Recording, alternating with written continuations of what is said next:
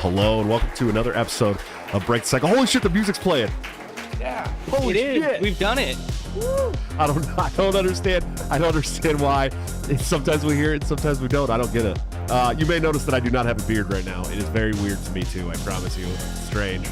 I walked in and I was like, "Who the fuck are you?" Yeah, it was very bizarre not having a beard. But you know what? I will say what happened was I went and bought a new shaver to take care of the underneath and line it up a little bit because I'm tired of just going to the barber to get it done all the time.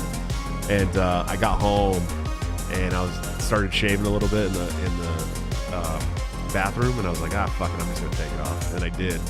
And I was like, well, I'll get like two weeks of relief from my 7-month-old son just like ripping at my beard because it hurts, dude. And so then I just went all the way off and walked out of the bathroom while my kids were freaking out, but everybody's pretty cool about it, except for my granddaughter. She came over the next day and I was laying on the couch, and she comes from, she can't see me over the couch, but she can hear me, and she comes running around the couch going, "Pappy, pappy, pappy, pappy." And she gets around the couch and she freezes, dude, and starts backing up slowly because she doesn't realize it's me. And I was like, man, that's so bizarre. But yeah, I did shave off the beard. It's kind of strange. It'll be back though. It'll be back. I hope everyone's having a great Thursday night. It's almost the weekend. We're almost here. Thanks for hanging out with us. I know we haven't been doing shows as consistently, but we're here. Go check out our sponsor, of course. We've got TopLobster.com, the man, the myth, the legend, my good friend and partner on Break the Cycle, where you can get this great Power Gang shirt that you see me wearing tonight by using BTC at checkout for a 10% discount. Or you can join the Patreon, subscribe, become a member of the YouTube channel under all of our YouTube videos by hitting the join link, where you can get into a private Discord server and get all Top's new gear up to 2 weeks before it goes to the general public at a 30% discount. And of course, executive producers of the show, Peace Hawk Coffee.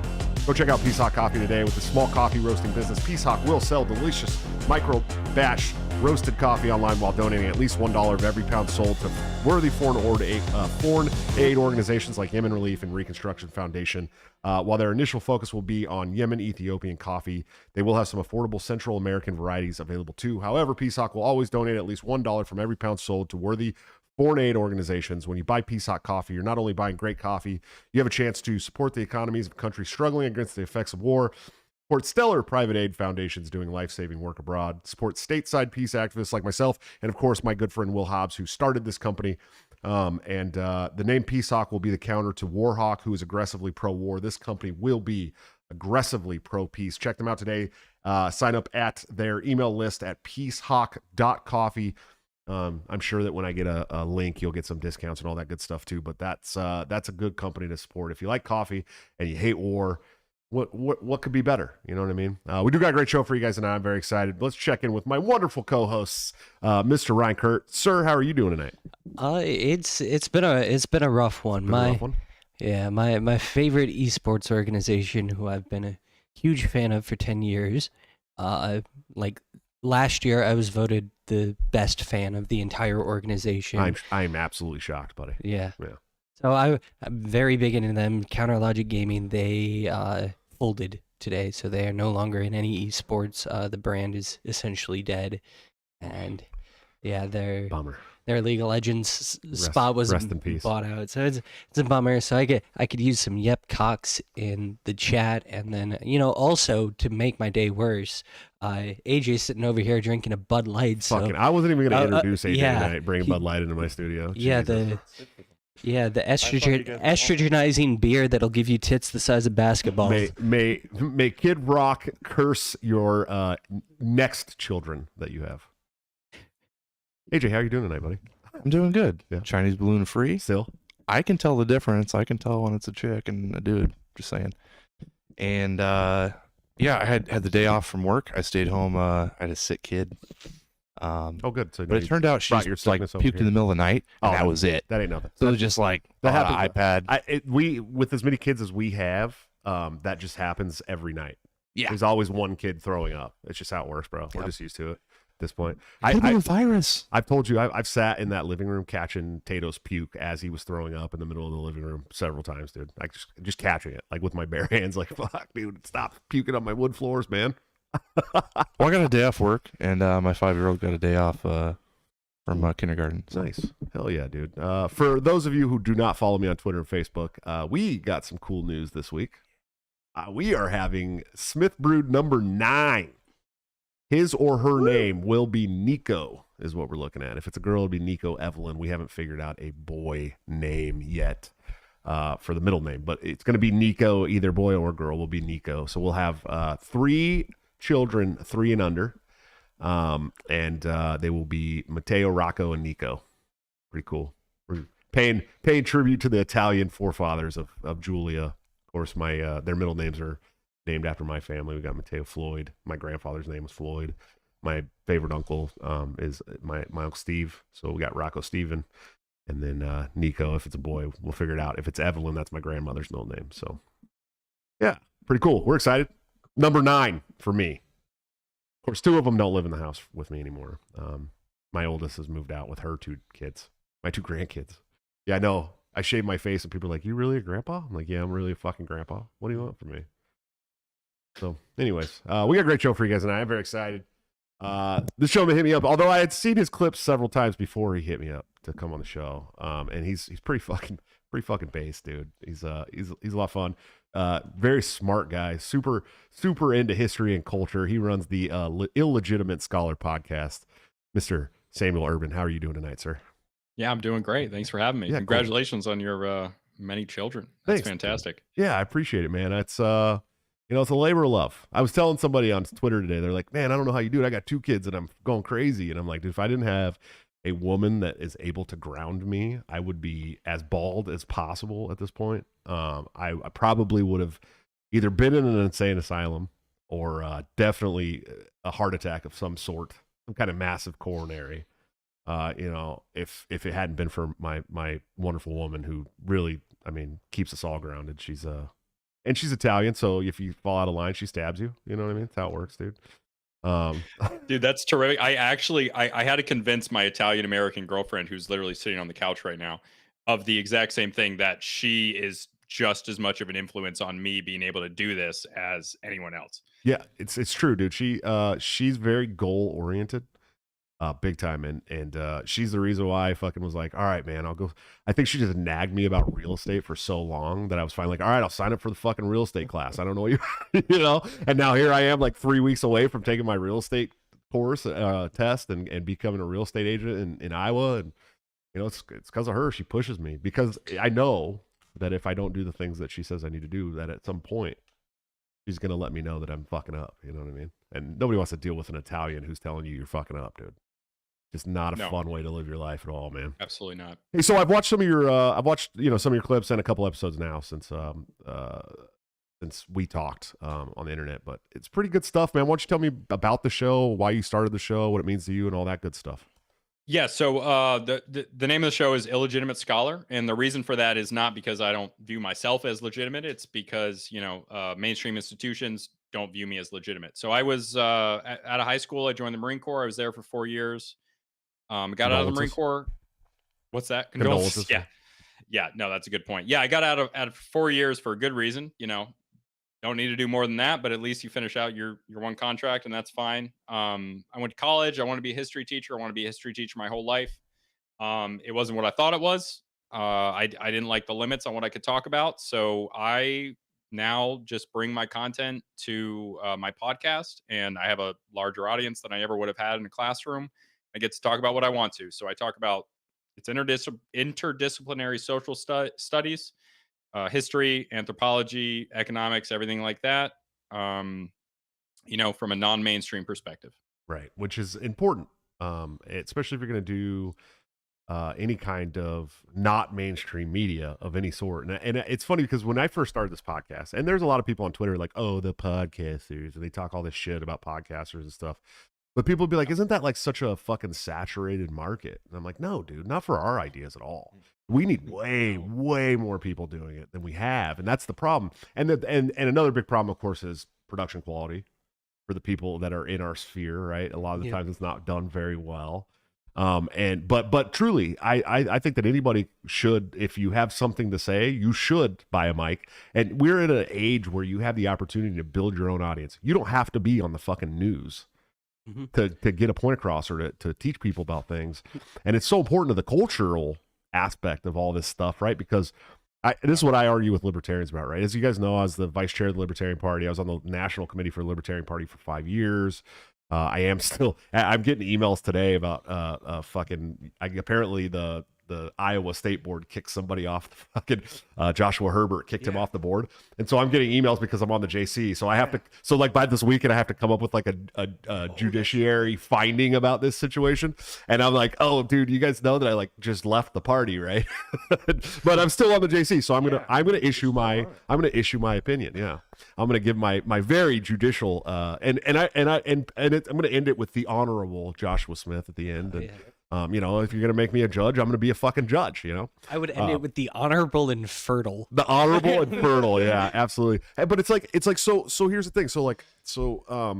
You know, one of the things what I'm always telling the Libertarian Party and people that are libertarians or still believe in the Libertarian Party. And like, look, don't get me wrong. I don't sit here and badmouth the Libertarian Party, even now. My good friends are still in the Libertarian Party. I just have fallen entirely away from party politics. I think it sucks. I don't want to be part of it. I did it for a long time. I put my heart and soul into it. It fucking crushed me for a long time. It hurt my family. You know what I mean? So I don't want to be part of it anymore. But what people need to understand is that your politics in your country and in your community and all that shit is never going to change if your culture does not change. Right? And so like when I hear libertarians talking about we can't get involved in the fucking culture war and this shit and that and this and that, it's like you're never going to win politically, dude. At all, bro. Because I'll tell you what's really fucking cool to people right now is men dressing up like women and getting on Bud Light cans, bro. Like it's really fucking cool to people. Like people are really excited about that kind of shit in the dominant ideology in the United States right now. And if you can't figure out how to change that fucking culture, then your politics are dead, dog. Like you got fucking nothing. Absolutely. I heard someone describe TikTok as Tumblr with rocket boosters the other day, and I think that's a very apt description.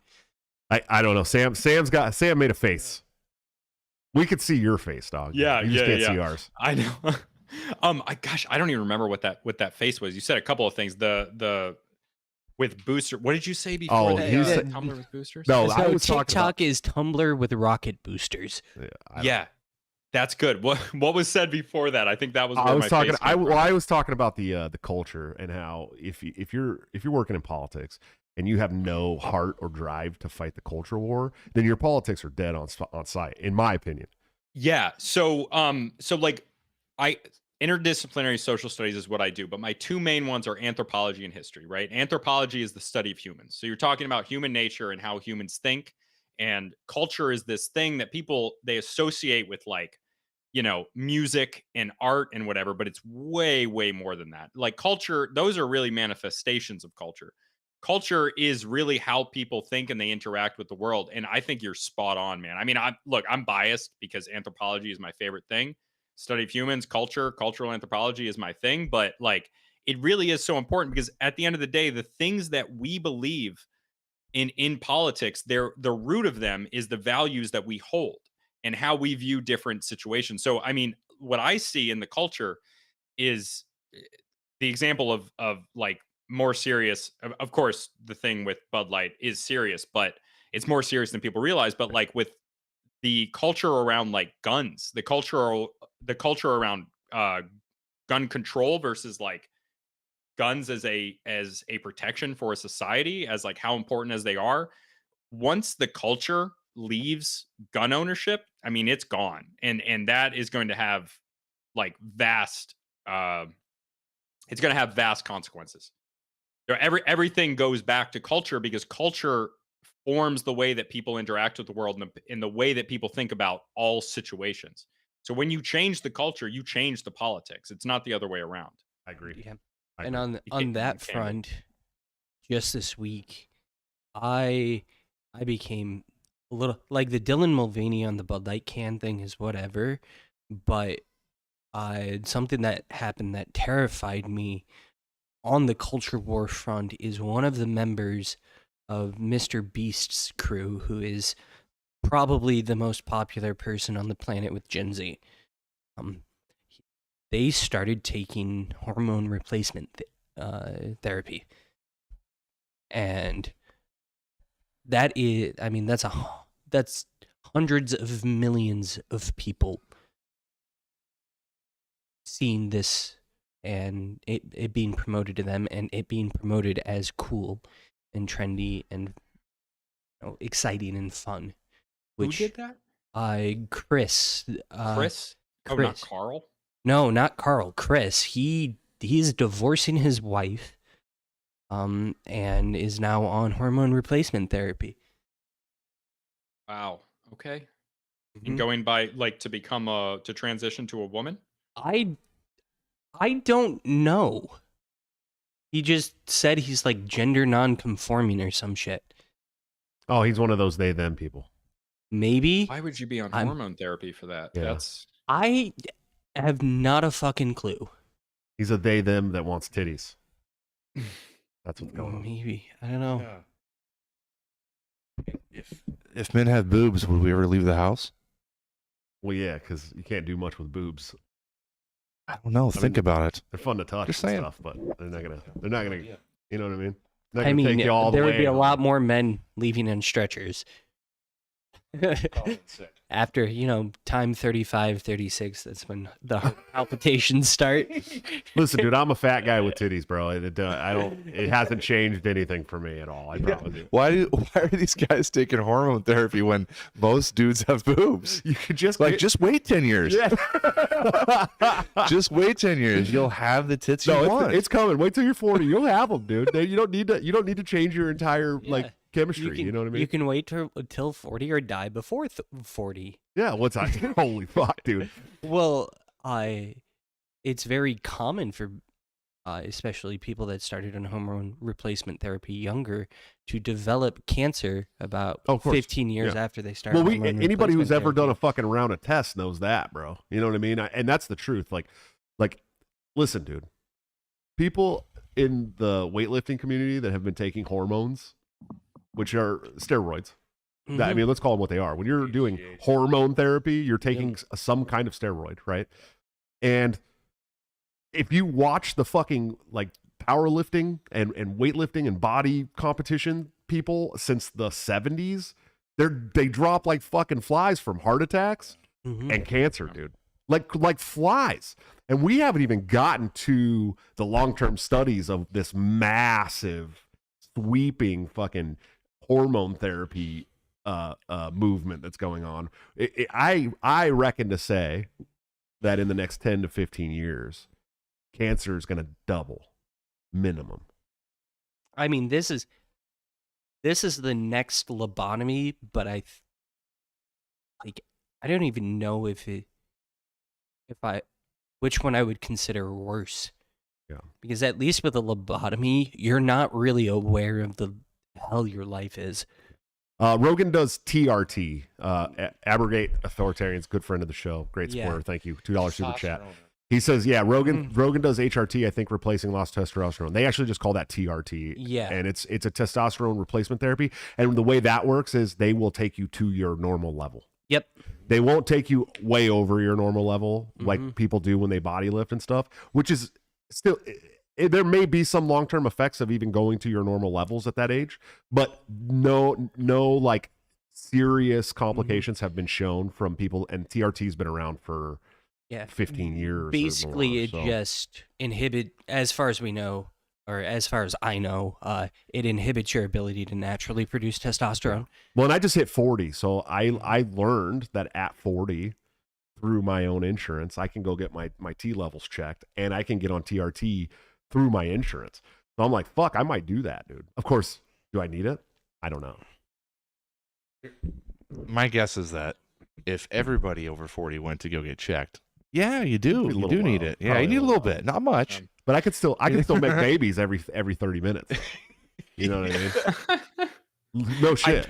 True. I think that like in American culture, as opposed a lot to other cultures, there's like immediately the fix that they do is give a pill to it, right? Like it's like 70% of Americans are on a medication every day. And I am like, I get it, but it's like, it's a cultural acceptance of these things. And I would compare it to something ridiculous. Like in Europe, they don't even have air conditioning, right? It's like kind of the same thing. It's if you have a problem, you give a pill to it. And that's just the way that we deal with things in America. And that has then become like, I think that, you know, I probably get some hate, probably not from your audience, but from somebody for saying this, but like plastic surgery existed a lot in the United States before all of this trans surgery stuff started happening. Real big in the like, 80s. Real big in right, the 80s, yeah. Right. Like, you know, fake breasts, fake lips, fake noses, all of this stuff. And the more that was promoted, I mean, in the culture, it became accepted that you could and you should physically change your appearance through surgery to fit how you feel on the inside or how you want to be perceived. And I think that what we're seeing with trans stuff, like, you know, I feel for people who are experiencing like trans thoughts, whatever you want to call Gender dysphoria. Gender dysphoria, right? That was the original term for it. But like, that doesn't mean that you need to physically transition through surgery or to get hormones or something like that. And I think that like the problem that we have in America the most is that it's a single track thing that like, oh, you're feeling this way, hormones, all of this therapy, and then physically transition. No, and create $1 million for pharmacy. I want to say something. So I grew up with a kid at school named Chris, and he had two parents. I think his dad's name was Sherman, and I'm not gonna remember his mom's name. His mom was white, his dad was black, and you could go over to their house. They lived right up the street from my grandma's house. You could go over to their house, and Sherman would be sitting on the front porch, legs crossed like a woman, drinking a glass of wine with his pinky out. Talk like this, y'all. Hey, my name's Sherman. How y'all doing?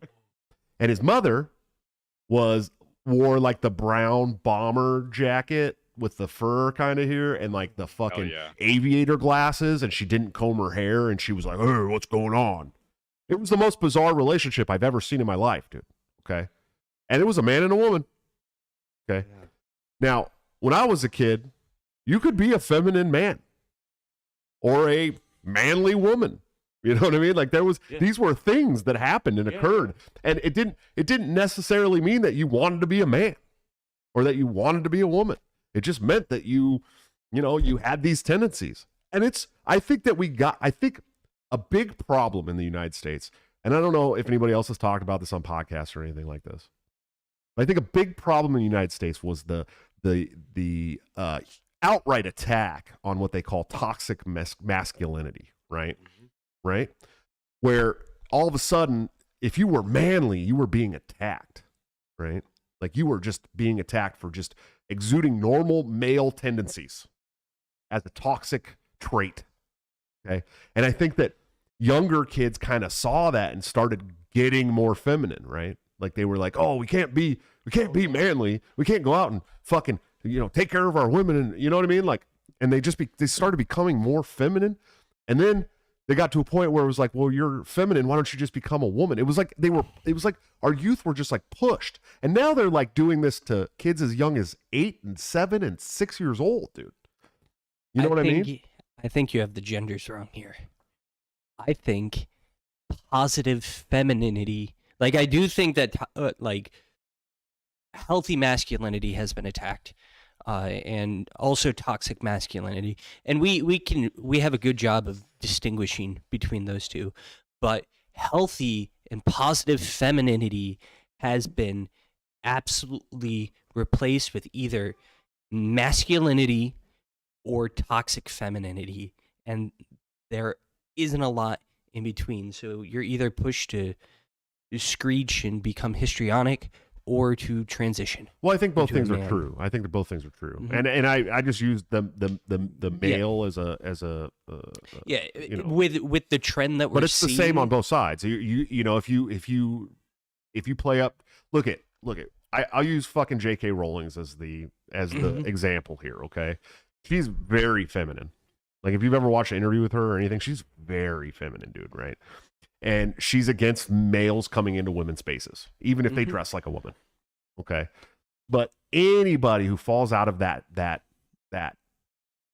like unfeminine norm now is attacked 100%.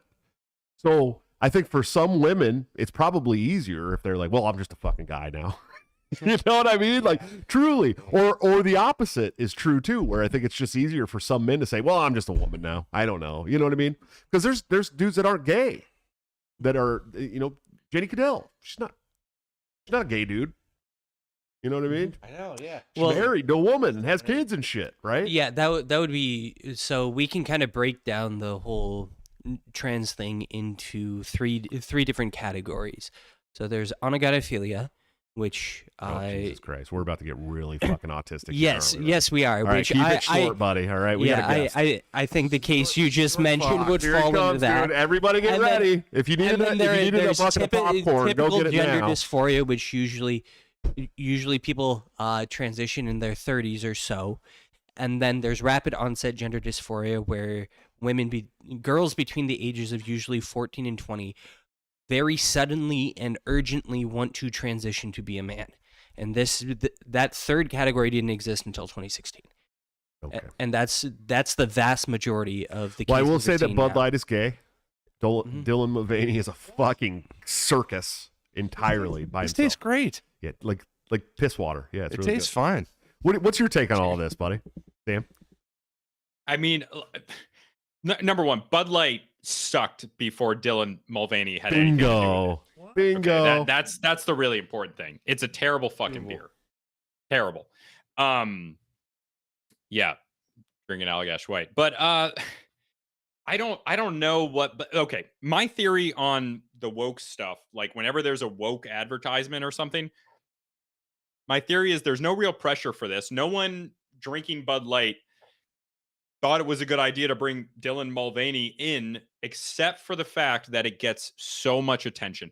And name recognition is so important. I truly, from the bottom of my heart, believe that whenever they decide to take Aunt Jemima off of a maple syrup bottle, they just know that it's going to be talked about on podcasts like ours, that Tucker Carlson's going to bring it up, and that it's then going to be, from the other side, people are going to attack it backwards and like agree with it. And it just creates this massive attention for their product. And I don't think that corporations can resist that.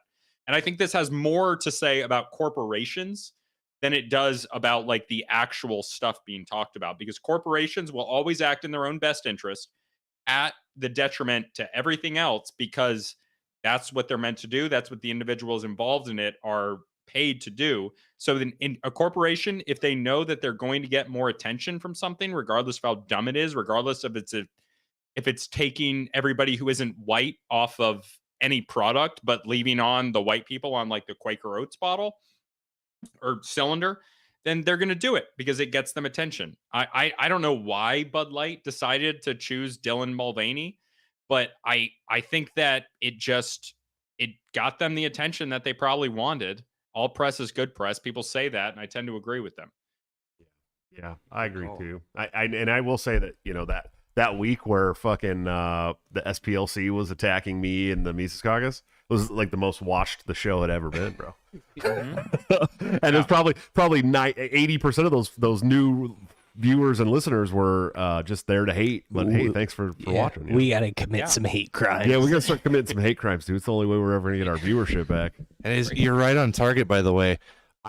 You guys, have I ever brought Bud Light to the studio before? Yes.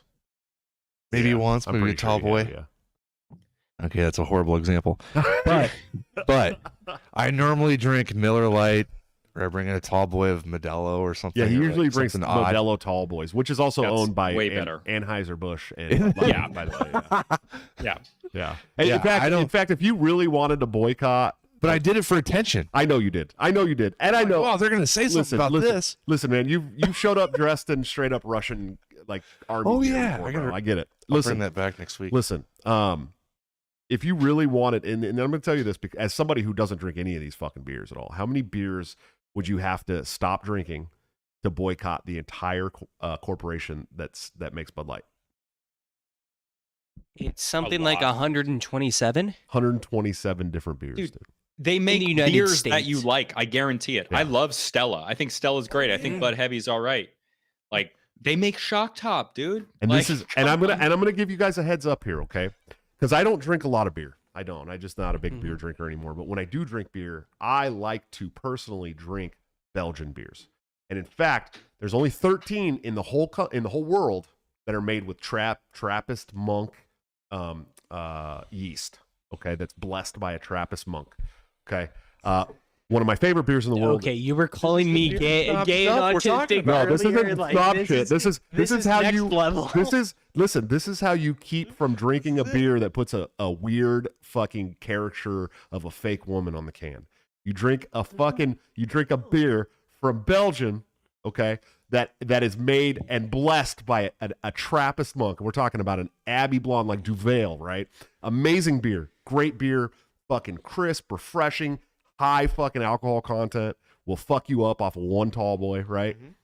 And you're never gonna have to worry about this shit because there's no way a fucking beer like that is ever gonna do something stupid like that. Not once, not ever. It's probably made by the Nazis Wow, it's no. from Belgium. No. Trappist monks, the Abbey monks, dude. I'm telling you, those are my favorite beers. Of course, I like IPAs too, and thankfully, the corporation that puts out Bud Light has never made a single good tasting IPA. So The Des Moines IPA for the win. I don't no Confluence. no. I'd much rather have something from the Oregon area, like the Shoots, like the Fresh Squeeze IPA or something like that. There's really. Let me tell you something.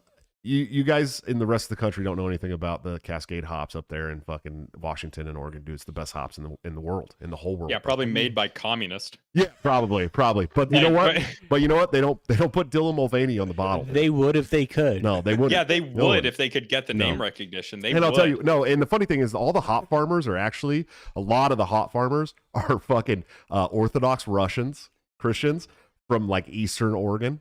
Literally, like out in the middle of fucking nowhere, dude. The only place that really the communists do not go over the river in Oregon.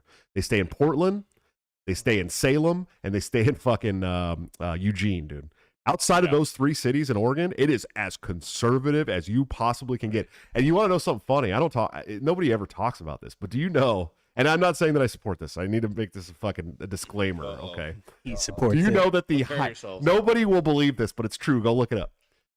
The highest concentration of Ku Klux Klan members in the United States of America is in Portland, Oregon. Or not Portland, in Oregon, in the state of Yeah. Oregon. No, I believe that. Isn't that It's- fucking crazy? That's where that stuff happens. They have a culture in general of having like political activism. All And that- 22 of them. No, seriously. There was a huge bust. There was a city called Independence or something there where there was like fucking thousands of them, bro. Yeah. It also Legitimately. used to be an all-white state. Yes. Oregon. Yeah. Yeah. Well, if There's they a- want to if they want to self-segregate themselves, that's their right. Yeah. I don't support I that. mean, There's like my hometown may or may not be called Independence. yeah. Yeah, and Independence Iowa's a little bit. What are the crime stats like? Just curious. Oh, very low, dude. No, it's funny. It's funny because people think about Oregon and you immediately think about Portland. You know what I mean? But there's so much of Oregon that it's like fucking rural, dude. Like super, super rural. And you'll be in the middle of the mountains. I'd go backpacking in the middle of the mountains for like 3 days, dude. 3 days and Not see another person. never see another fucking person the whole time I was walking, dude. Not one. Yeah, it's crazy. Especially you go eastern, like if you go like central eastern Oregon, like east of Salem, I mean you won't see anything for fucking hundreds and hundreds and hundreds of miles, dude. It's crazy. People do not understand that about Oregon at all. And Washington's the same way. Yeah, especially It's a little bit less so, but it's still Yeah. very, very empty. And those are big states. Yeah. They're big, big states. much bigger than people understand, especially if you're going Yeah. east to west. It's wild, dude. And yeah, Washington is you leave Vancouver, Washington, which is, by the way, is the original Vancouver. In case you didn't know, the original Vancouver is in Washington State. Before Vancouver was a place in Canada, it was a city in Washington State. You leave there, and you will not see a single place that is blue or Democrat until you get about 60 miles south of Seattle, dude. Yeah. Literally. It's beautiful too. It's Yeah. absolutely beautiful. I go out to Washington all the time. My sister lives there, and I do a lot of traveling. I've been to actually all 50 states, and I love the scenery up there. I've now been to 48. That's states. fantastic. And that's awesome. I've not been to South Dakota and Maine. That's it. Really? Yeah. Yeah. Oh wow. It's very strange. Okay. Well, South Dakota is the better Dakota. Yeah, I'm closer to South Dakota now that I live here. That's cool. Yeah, it's not. Yeah. It's only what 4 hours, 5 hours away. Yeah, it's not too far. We were debating Maine's terrific there as well. Yeah, I heard Maine is really cool. I'd love to visit Maine and have some lobster there and all that stuff. But I've been all over New England now, Boston and New Hampshire and Connecticut and all that stuff. Fantastic. Yeah. Yeah. That's where I am. Yeah, I like New Hampshire a lot too. New Hampshire is fucking. I had no idea how beautiful New Hampshire was, dude. And Connecticut, all those states there are really gorgeous. Connecticut is beautiful. But it's so there's expensive. certain parts of Connecticut that are pretty bad, but yeah, where I live in Connecticut isn't too bad. I live in like the rural part in eastern Connecticut. People don't really realize we have a rural part, but we do. How'd you become a fucking Eagles fan though? We need to talk about this, dude. Oh yeah, did you see one of my yeah. That was a while ago. I had an episode where I was wearing an Eagles jersey. My family's from Philly, so my grandfather was born to Hungarian immigrants, and he lived in Philly. He grew up in a Hungarian community there, and then my brothers my uncles and my dad grew up there, and then married a woman from Connecticut, and then I grew up here. Bummer. I'm a huge Cowboys fan, by the way. Are you? Fucking huge, diehard. Yeah, absolutely. Sounds like a bigger bummer for you than for me. Hey man, we got 5 rings at least. You know what I mean? No, that's you got true. one. You got one though. You've got one in the modern era at least. Yeah. I haven't. I was alive having a ring. Yeah, he's a Ryan is a Vikings fan, so he's just sad we're talking about rings right now. But didn't you guys go like 4 times and never win? Yes. Something like that. Yeah. Yeah, that was the Vikings. Okay. I believe we're the only team ever to that's made a Super Bowl and not let in one. Damn, dude. That's not a stat. Detroit's got to be up there too. Detroit has never made a Super Bowl. Have they never even made it? I don't think so. Jesus, dude. Have the Bills ever done it? Bills made 4 Super Bowls and lost them all. Hey, so them too. Okay. We beat the Bills back to back in the 90s. The Cowboys did. I was alive to watch our last 3 rings. God. Because I'm old. I'm 40 now. Abrogate Authoritarians, thanks for the 2 $5 super chats, man. We really appreciate you. The vast majority of kids transitioning are female today. Reminds me of China one-child policy. Yeah, I think we're... Oh, I meant to bring up the Jordan Peterson interview. It's maybe a week old. Oh, do you remember the name of the playlist? Yeah, we were talking about it before the show. You should bring that up. You should talk about that. Yeah, so it's an ex... Ryan from going autistic about it's an ex-trans doctor, correct?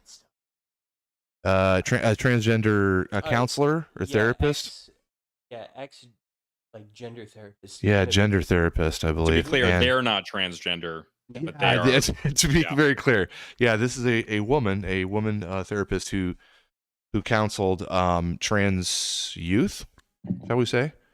Yeah, of all ages, but back when it was gender dysphoric youth, tell them no. Yeah, when it was actually in the DSM. DSM. I think it was in the DSM-4. I think they took it out in the DSM-5. When it was before the gods of academia decided it was no longer a disorder. Yeah, exactly. Yeah, she was treating people for gender dysphoria. It's still there. She's under the impression with this interview with Peterson that that's still out there. That we need to really we need to delineate these different groups. It's not just one trans people. Right. It's not just one monolithic group.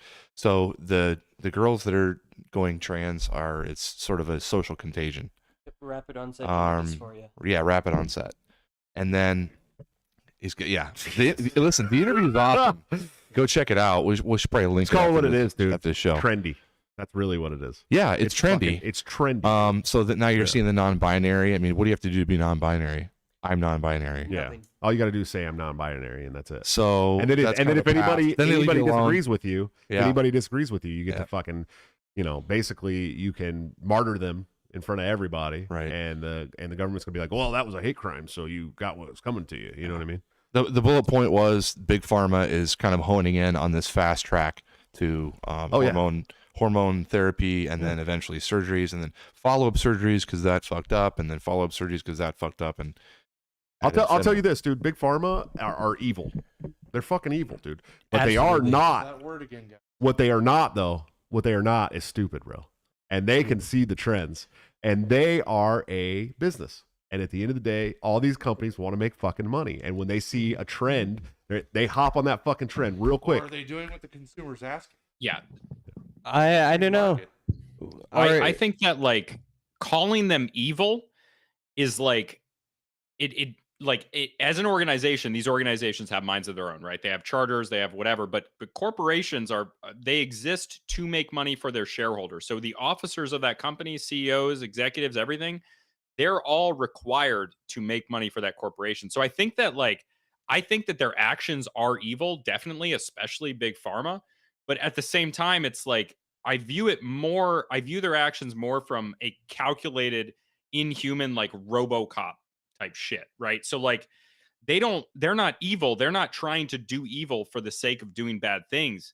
Their goal is to make money, and they will make money at any cost. Yeah. 3M, the company, they got sued, and they sold 3M sold defective earplugs to the US military because they calculated that the cost from the lawsuit would be less than remaking all those earplugs. So me and a lot of other veterans have hearing loss, where a lot of us are paid by the US government for our hearing loss, and that cost is not passed on to 3M at all. I think that when we talk about corporations and what they're doing, and understanding that all they're doing is they're calculating how best to make money, and if they kill people, if they ruin people's lives, that's not relevant because it doesn't go onto their balance sheet. I do want to say something about this the 3M earplug lawsuit though. Oh, As somebody who was also in the military but was in the Navy. Jets are fucking loud, dude. Like very, very, very loud. And sailors are extremely fucking stupid.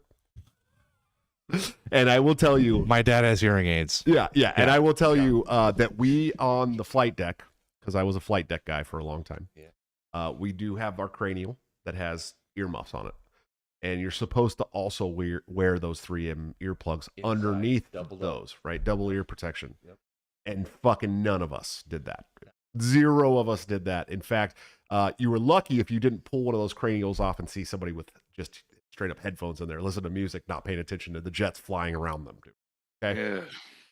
Yeah. And that's the truth. And I'm sure there's Navy guys that are in this lawsuit who against 3M that are making money that didn't wear the fucking 3M fucking. I'm sure of it, dude. I mean, I'm headphones sure there was, would but be better than nothing.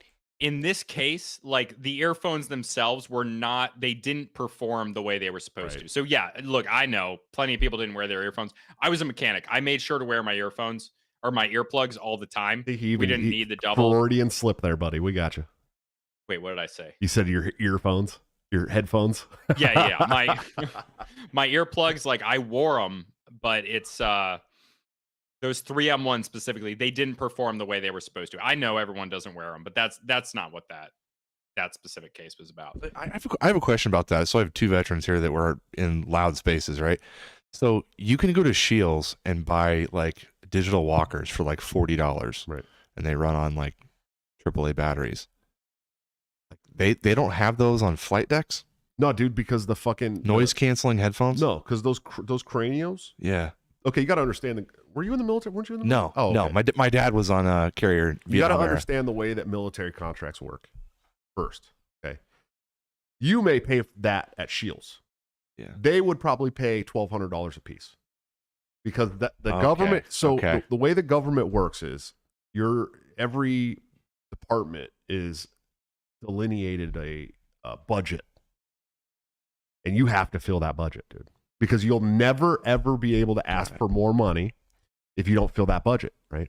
And so when the government needs something, especially the DOD or any of the arms of the DOD, like the Navy or the Marines or any of this stuff, when they need something, it's the law. It's a required law that they shop it.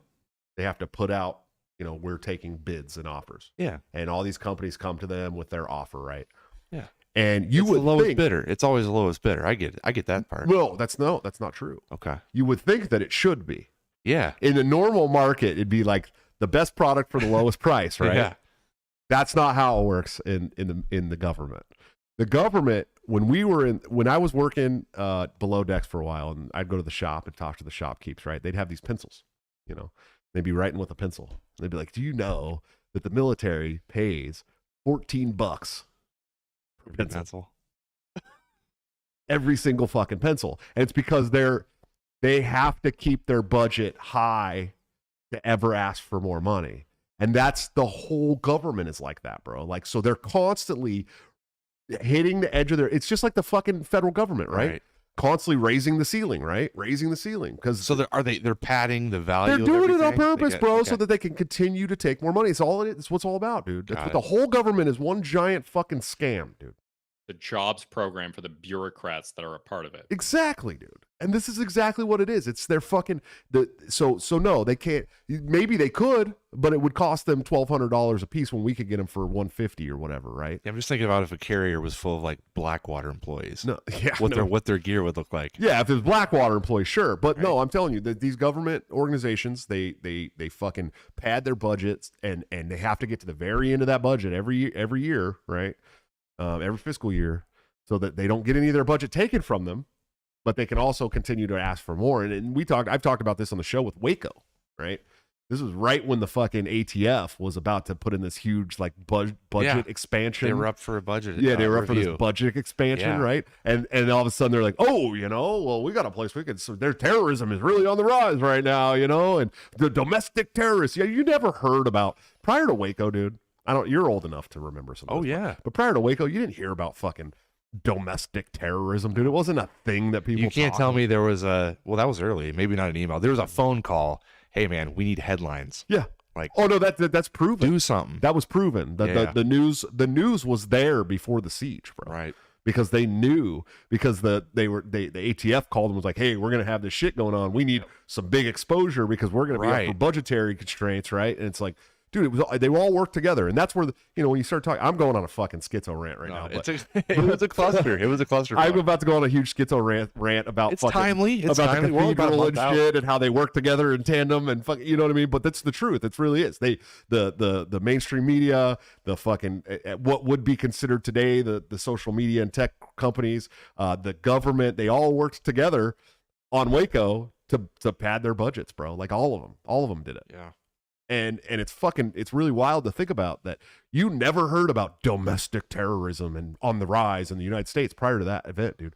And then all of a sudden they were like, oh, we can make a lot of money off this. No, that's a legit tangent. Yeah. So then that dominoed into Oklahoma City. Oklahoma City was a big deal. Oh yeah, like the dude that did Oklahoma City or whatever, right? Yeah, it was guilty. Good dudes. Whatever. All right. Yeah. U-Hauls. Was at Waco. Watching, selling his merch. Sure. Yep, he was there. There's pictures of him on his car. Yeah. Every time there's a quote domestic attack unquote, the FBI is right there. Oh, they know. Yeah, they know. Gosh, we interviewed him and we thought he was fine. Yeah, yeah. I'm telling you, some of those mind control programs, they never fucking ended, bro. And it's gonna get dropped. Then it was like after it was like Waco, and then there was like Ruby Ridge and Waco and fucking and Oklahoma City, and of course a couple other little bombings here and there. And they were like, why don't we just have one real big one? George W. was like, why don't we just have one big one, dude? Well, that's true. That's true. But then you have Bundy during Obama. Yeah. You have the opposite. Yeah. Where we show up with guns and they're like, you know what? We'll just drive back. Yeah, we're cool. Well, it was crickets. Yeah, it was covered for like a day. Yeah, it was crickets. I don't know. What do you think? What do you think about conspiracy theories, Sam? Look, I've heard about Waco, but you guys are saying some stuff I've never heard before. The Ruby Ridge, honestly, the Ruby Ridge stuff. Are you familiar with Ruby Ridge? I mean, I've definitely heard the name. Someone just said Operation Paperclip in the comments. Oh, shit, oh Jesus. We could really. There's some rabbit holes there. I want to explain. I want to explain Ruby Ridge in a nutshell. Yeah, Ruby Ridge is one of the craziest, in my opinion, one of the very craziest fucking stories. It's even crazier than Waco, in my opinion. Oh yeah, and it gets less airtime because it wasn't as big of an event. Randy Weaver, his family, survivalists out in the middle of nowhere. He was basically charged with may or may not have been a little on the white nationalist side.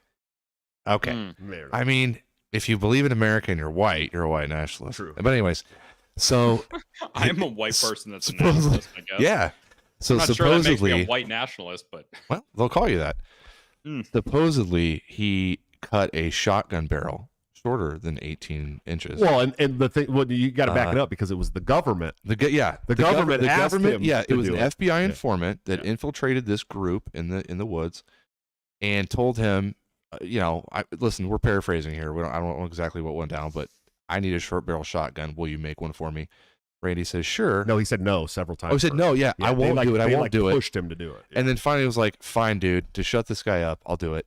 Does it? It's a Fed trap. Yeah. They end up in a standoff with him and his family and shoot his wife in the head holding a baby while she's holding the baby. Sniper. A sniper shoots in his wife in front of him and while holding a baby. Shoots his 11-year-old son. 11-year-old son. Yeah. And then finally, it was him and was it another family member? It was a family friend and I think his daughter too. Yeah, there was like 2 or 3 people left over. I always fuck this one. Finally, they go in. They take them all down, and he's still in. Still in prison, right? No, Randy Weaver. Randy Weaver? No, Was he out? What year was that? No, I think that I don't think Randy Weaver spent much time in prison. Actually, I'm gonna look that. Yeah. Why don't you guys look that up? But I don't think he spent. I don't. Didn't it? That was Ruby Rich. He died last year. I know that. Didn't it like start? That happened in 1992. Ruby Ridge was in 1992, and then Waco was in 94. So I mean, it was like back 2 years apart. And then the Oklahoma City bombing was in what 97. 95. 95. It was 2 months before I was born. So that was right after Waco too. Then Yeah, pretty right after. Jeez. But with Ruby Ridge, didn't it start with like, them being illegally on his property? No. In like camo, and then Yes. one of them got shot. yes, they shot it. They shot first because they came on his property without a warrant. Yes, Mm-hmm. yes, correct. Yeah. Yeah, you Guys, get- this isn't a fun story at all. That's horrifying. No, it's bad. It's bad. And the group was there was a documentary about it that I'm not sure they took some liberties. There's several. But documentaries about it, the group did form like a barricade. They did not want the federal authorities coming on their land. There was a little standoff there. But I just looked it up for Randy Weaver. The jury acquitted Weaver of all remaining charges except 2, one of which the judge set aside. He was found guilty of 1 count, failure to appear, which he was fined $10,000 and sentenced to 18 months. Yeah, I knew he He was did. credited with the- time served. Yeah, after they killed his wife, shot her in the head while she was holding their baby, and shot his son in the back. And it's funny because you hear that, but then Waco as well. All the surviving members of Waco, even the ones that shot the cops and shot at the cops, were all charges dropped. Entirely all charges dropped. Well, they better drop the charges. Yeah. Yep. It's crazy to me, dude. Hold on. Oh yeah, Abricate Authoritarians, thanks for another $5 super chat, man. I appreciate you. I gotta tell you guys, the revenue for the show is basically gone. Come on, guys. And I know maybe it's my fault. I don't know. Maybe I just haven't run a great show for a while, but it's completely almost sponged out. So we're probably gonna go to doing the show like once a week because it hasn't been like lucrative for my family, and we can't continue to put as much time into it, especially with the baby on the way and my real estate license, all that stuff. So I do appreciate you guys doing that stuff. We were at one point real close to pushing towards having guests fly in, and then it's just been rough. So I appreciate you guys that are still throwing money at you. And if you ever want to have your chat read on the show, we're happy to take super chats. We really appreciate it. Or if you're a sugar daddy and you like feet pics, we can work something out. But he said leaving out the 93 World Trade Center bombing. That's also one. Yeah. And that was before. Before. That was even before. Yeah. And he also said Dogfish Head 120 minutes. Fuck the world. Fuck the world. Apparently everybody likes Dogfish Head beer. I don't know. I don't like it. Beer. It's a good beer. yeah. Down in Maryland or beer. Delaware. Yeah, I don't know. Someone asked what happened. We lost some sponsors, and a lot of people jumped off board and just don't really support the show. We don't get super chats like we aren't getting viewership like we used to either. I don't know if it's YouTube or what, but definitely like on average of like 8 to 20 viewers a show live now, which is nothing like it used to be. We used to have hundreds, so it's unfortunate, but it is what it is. We'll keep doing it. We'll keep doing the show. Just probably not going to be able to do it two nights a week all the time from now on. So. I know the anti-libertarian hatred. Yeah, it probably is. I brought all the libertarian followers, and then I was like dropped out of the party. It was like that's right around the time it started too. So, but it is what it is. We'll get back. Maybe we'll get back there. I don't know. But anyways, man, we're getting to the end of this thing, brother. What's your thoughts on the culture of America today? I want to get your closing thoughts on that. Okay. How can we combat it, I guess? So, everything like the culture that we have as a whole is affected by so many different things, and I think one of the biggest things that the issues that we have today, for most of human history, especially up until recently, if you look at human history up until about 1800, there's very little change in that entire time, at least in someone's lifetime. So like the world might not change a lot between 1600 and 1660. The world did change a lot between the year 1000 and 1660, while the world might not have changed a lot between 440 and 1000, which is the same time period. But like the way that technology changes today, it just changes so quickly that culture doesn't have the time to keep up with it. And at the same time, there are organizations in the United States that, are created. These social constructs are created. These are as simple as things like the FBI, the CIA, and they're as complex as things like multinational corporations and also like the US government, which is a creation of a bunch of different social constructs that all of them are their own individuals. Like we were talking about the ATF and the NSA pushing for their own funding, the FBI.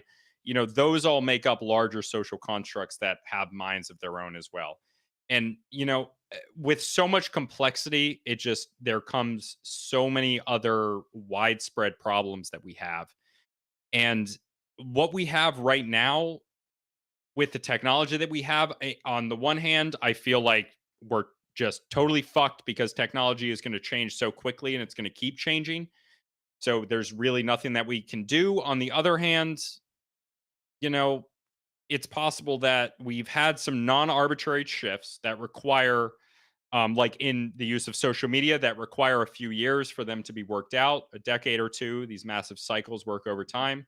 And maybe we'll be okay if if things change in the US, in the United States, in the world in general, people respond and they react and they change in response. The culture changes, the way that people think about things change, and maybe we'll be okay. I think we'll be okay. I hope so.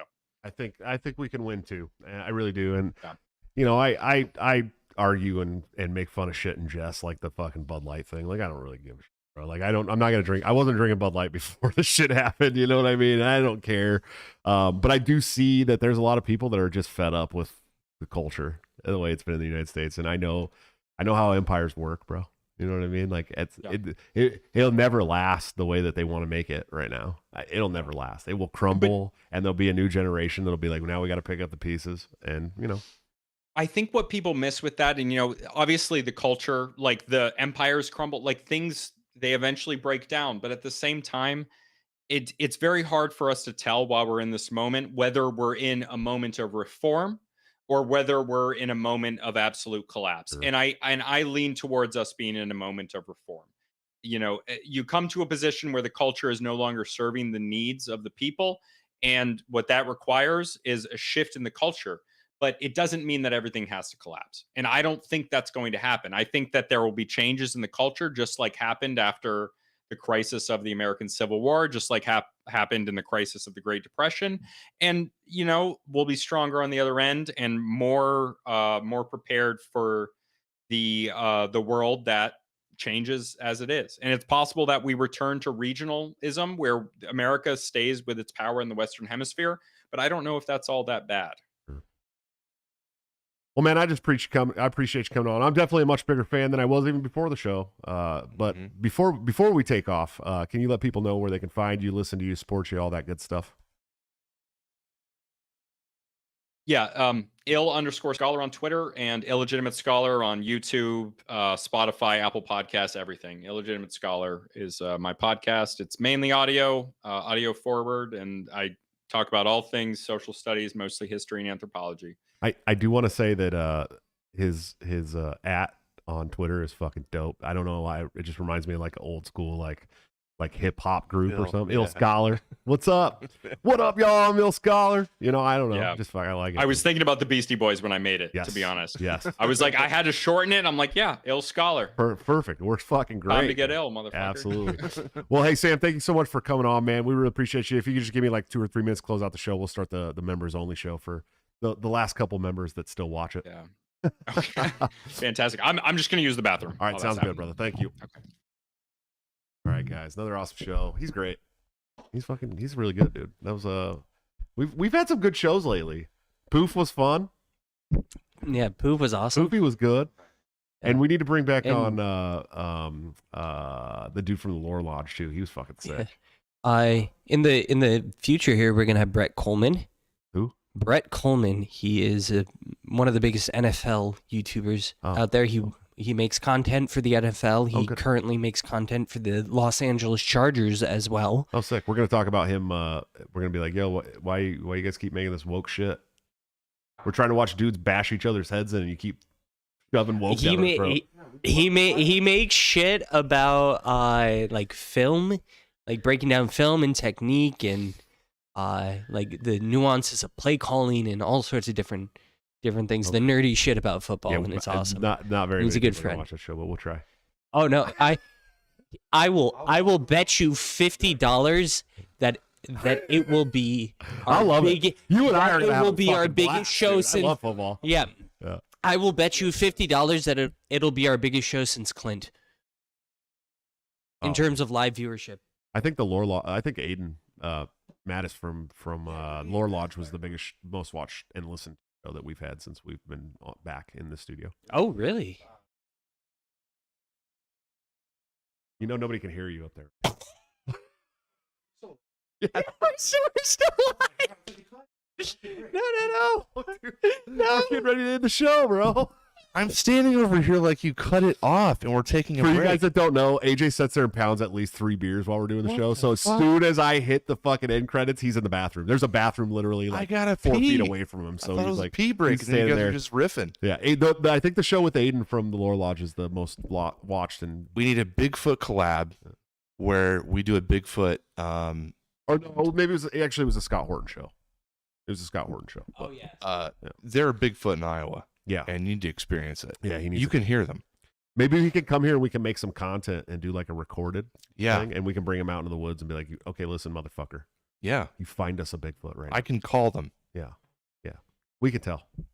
Yeah, but Brett Coleman, Aiden Paladin, if you know who that is, also pretty big YouTuber, makes a lot of content about kind of similar to Illegitimate Scholar here, and does some really interesting stuff. Has agreed to come on the show. We just need to schedule that, and then we're looking at next Tuesday to bring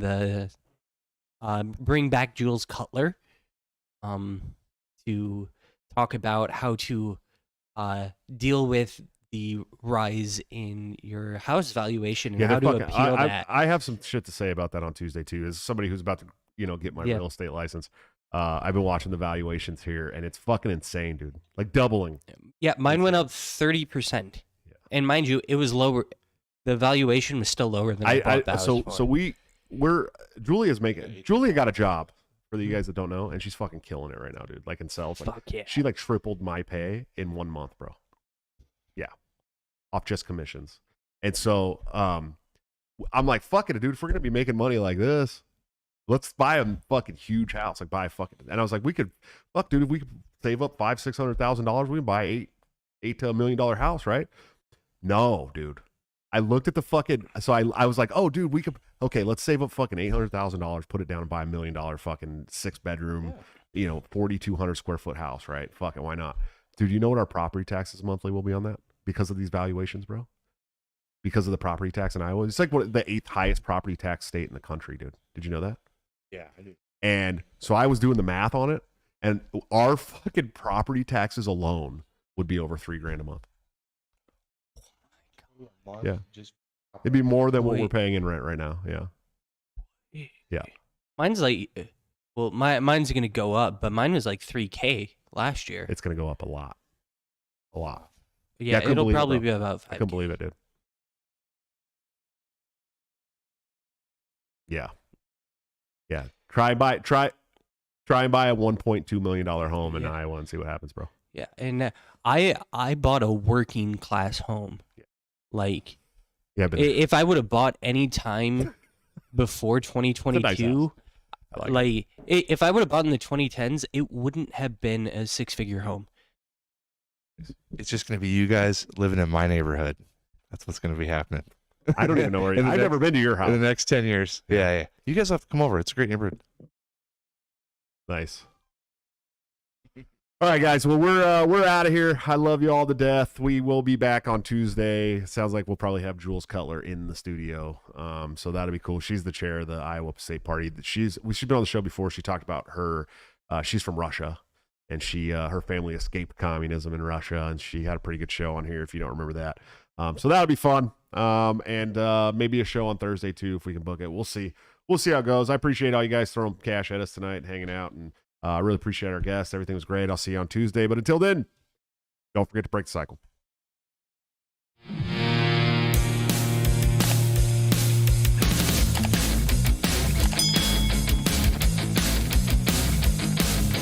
Due to legal reasons, I just have to explain. The lyrics of my last song may seem to contain a violent call to action in the verse and refrain, but I just meant it in Minecraft. The helicopter part was in reference to GTA 5 and the things you do. So any violence you commit, I am not an excuse, because I just meant it in Minecraft. But Chipper is my friend and he's constantly cold. Accusations of incitement getting totally old. Make your own choices, yeah, you have control, because I just meant it in Minecraft. Obviously I would never advocate force, unless there's due process and a trial, of course. And if you're convicted, we will make you a corpse in Minecraft, just in Minecraft. Nothing I mean, you know it. No product dinners cause they're closed for COVID.